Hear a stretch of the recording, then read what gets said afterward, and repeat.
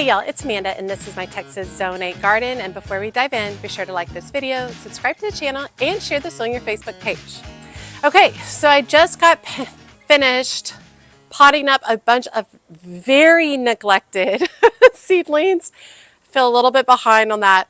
It's okay. I'm going to start some more seeds, some new seeds today. The garden is doing beautiful. These seedlings were struggling a little bit. Let me actually bring y'all in close and show y'all what I potted up.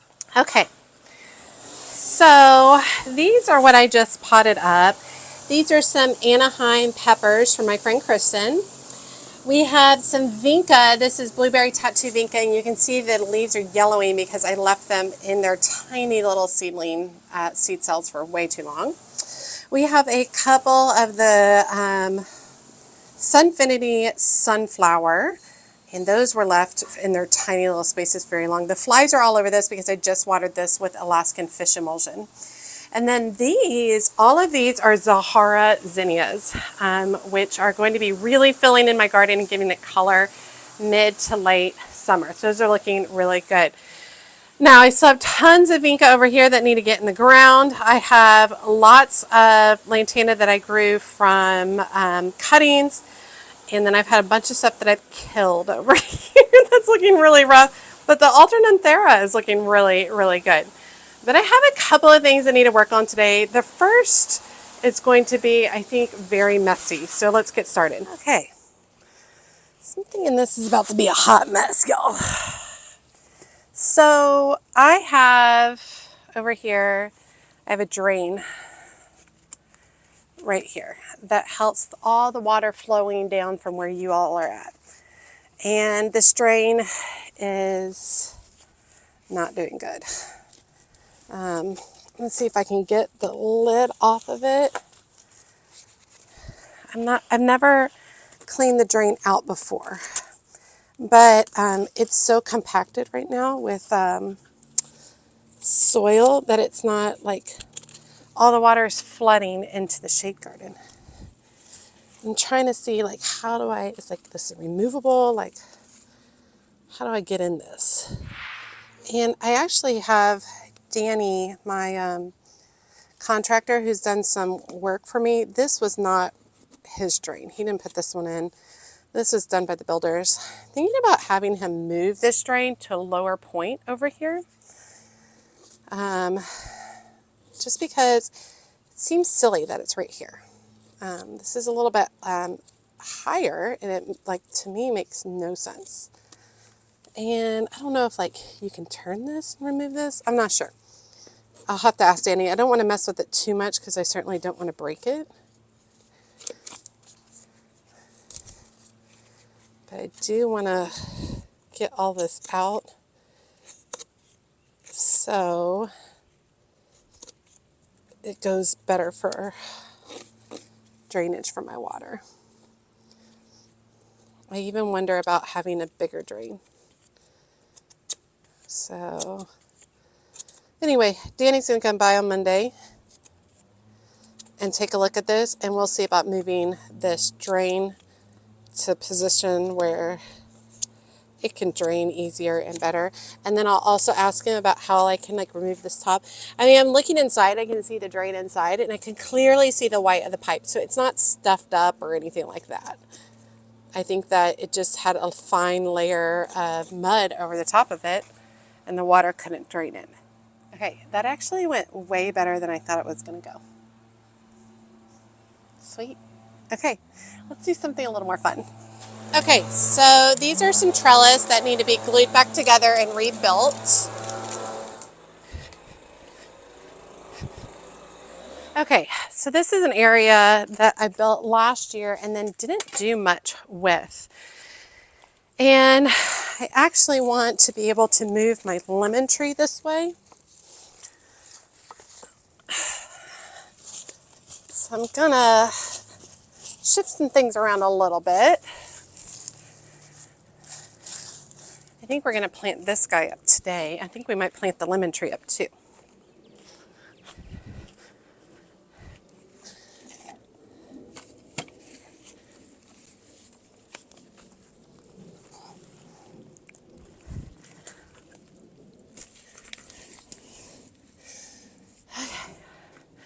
Okay, so I got a couple of things going here. I don't know if this is going to be the final location for these. This right here is a improved Meyer lemon tree. And last year I got lemons from it. I waited too long to pick the lemons. It's because they were so pretty on the tree. Waited too long to pick the lemons. They were still fine, but they were kind of gooey, mushy. And then I put this in my greenhouse for the winter. And I thought that this had frozen solid and that I had lost it, and then it ended up coming back.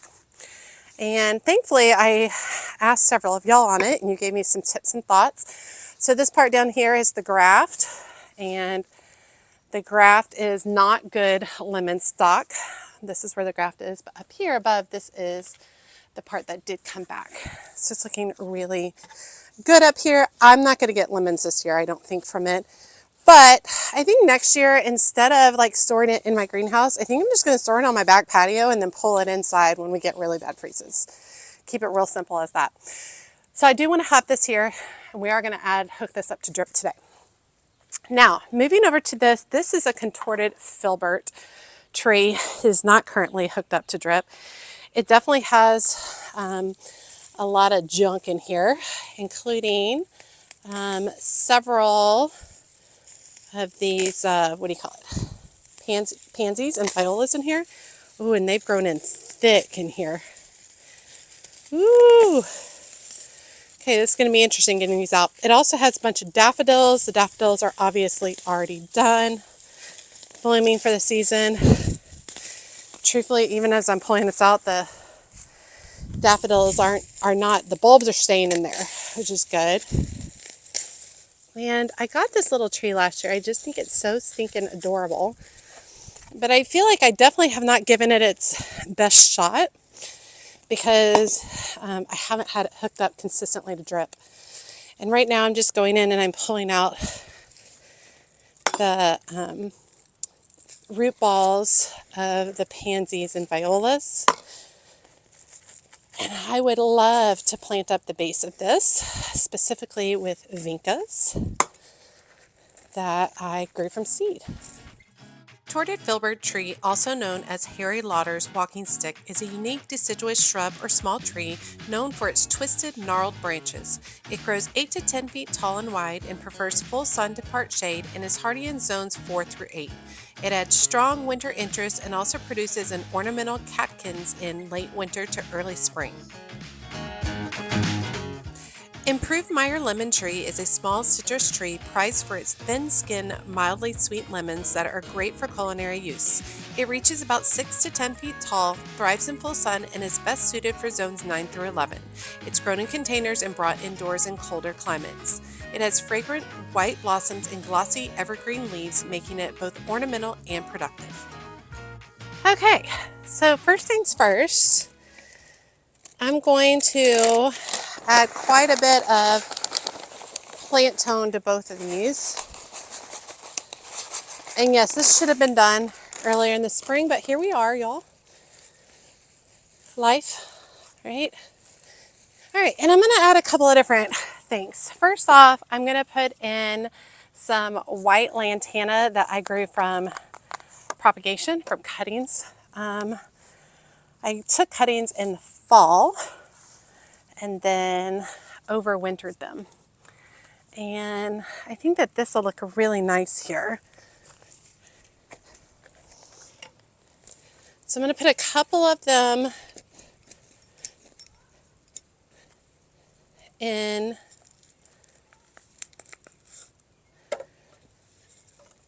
the contorted filbert. And then I'm going to put one in the lemon. And I'm really hoping that these just kind of spill out everywhere. I think that would be awesome. Now, do I think that I will propagate lantana again? I actually don't think so. I end up really struggling with mealybugs with these. They really suffered. I don't want to deal with it. Like literally that's where I'm at. I don't want to deal with it. There's a lot of ants over here, so I need to make sure I'm being aware. All right, so next I'm going to be adding a mix of heat wave Vincas that I grew from seed, which the hope is that this is a wide mix of colors and we can really fill in some beautiful flowers that love the heat into this space. So let's do that next. White lantana is a heat and drought tolerant flowering plant with clusters of bright white blooms that attract pollinators. It grows 12 to 24 inches tall with a spreading habit and thrives in full sun and is hardy in zones 9 through 11. It's excellent for sunny borders and containers and ground cover.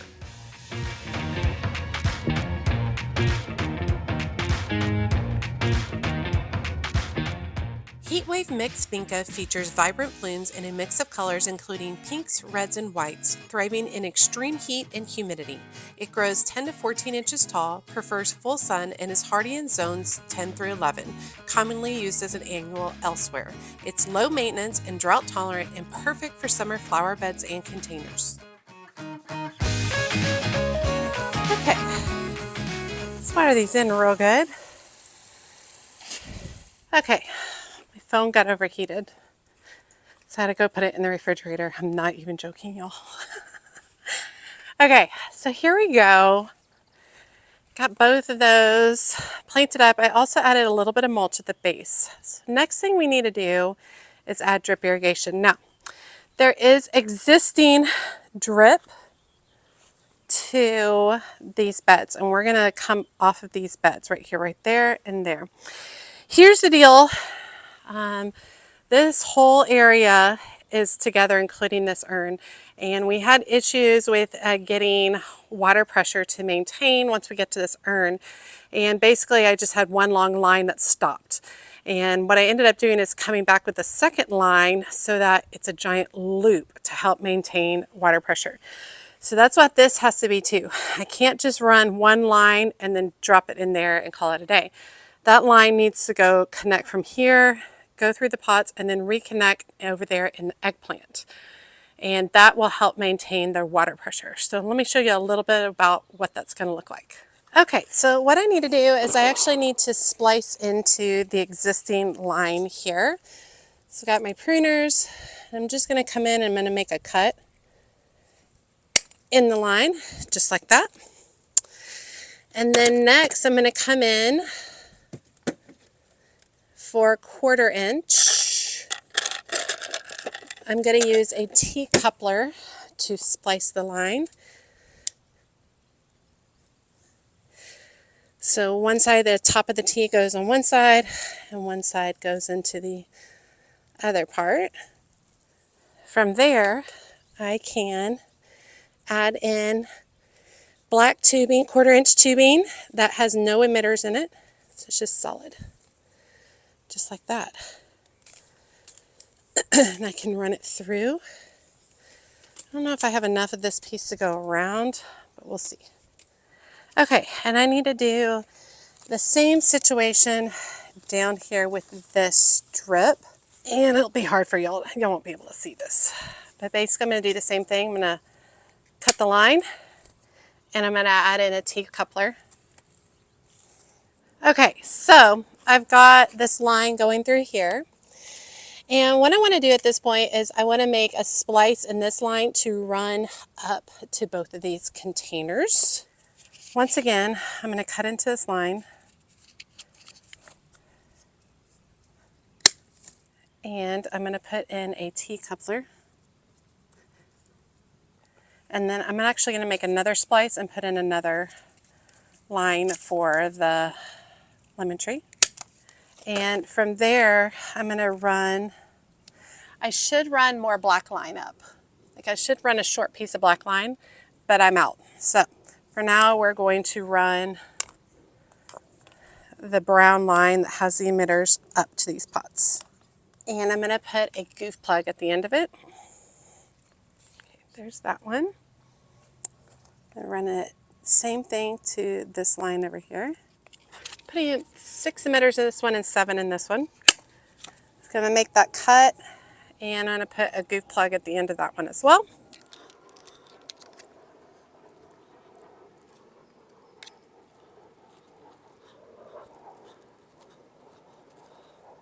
All right, and the last thing, I am going to use a couple of stakes to pin this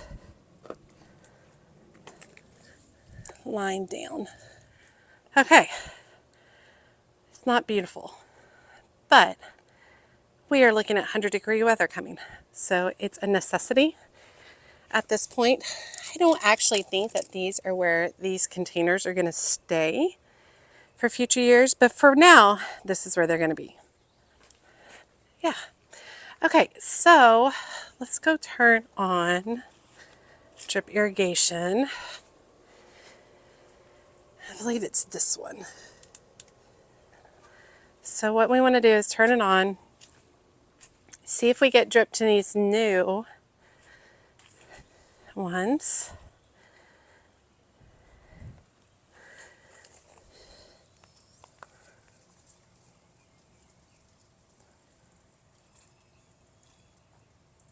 Okay. Yes, we have dripped this one, dripped this one. Now, let's confirm we still have drip in all the other places. So that was my mistake last time. The place where we have the hardest time getting drip is this guy. So if this guy is getting drip, we should be good.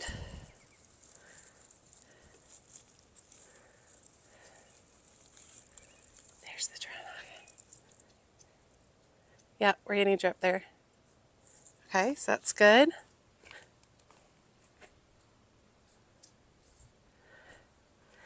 Sometimes we had drip with issues over here. So let's check that out.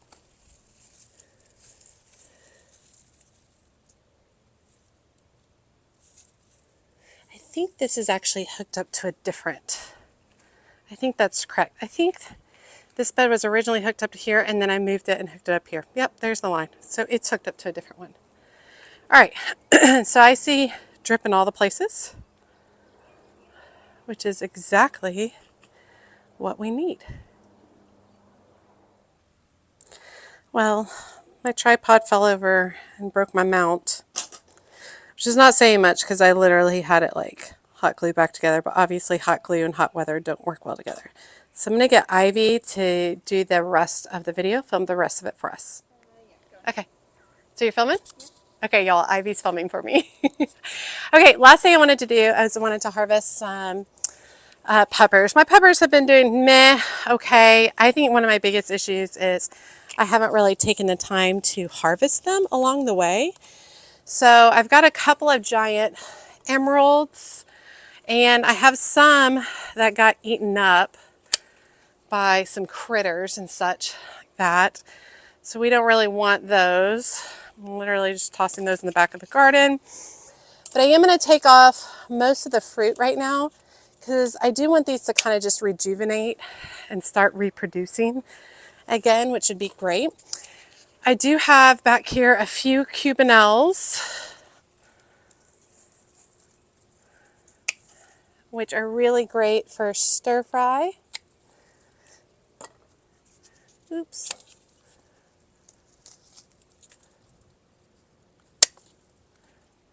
Get those off. And then I have quite a few cayenne, which I think I can just pull on.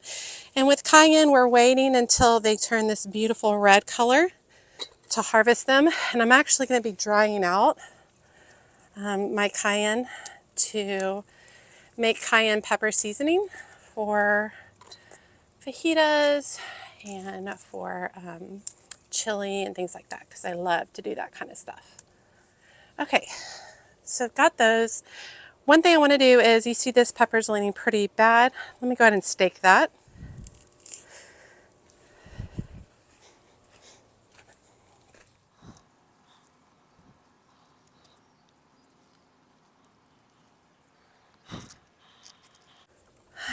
And I'm just using some of the Velcro to just tie up some of these plants a little bit so better support. It's hot. Whew. It's not like it's super hot. It's really more that it is humid. but got those few projects done today. It's kind of just like a hodgepodge gardening. That's what it is. Maybe I'll title this whole thing hodgepodge gardening. Because you know how there's just a few things, all random things that need to be done in your garden? That's where we're at right now. All right, but I hope you guys enjoyed today's video, seeing me go through, digging in the dirt on that drain, getting those containers situated with drip lines and planting Vinca that I grew from seed, as well as lantana that I grew from propagation at the base of them, so they will fill in beautifully, which will be really great. And then seeing me harvest some peppers as well. Very happy with how that all turned out.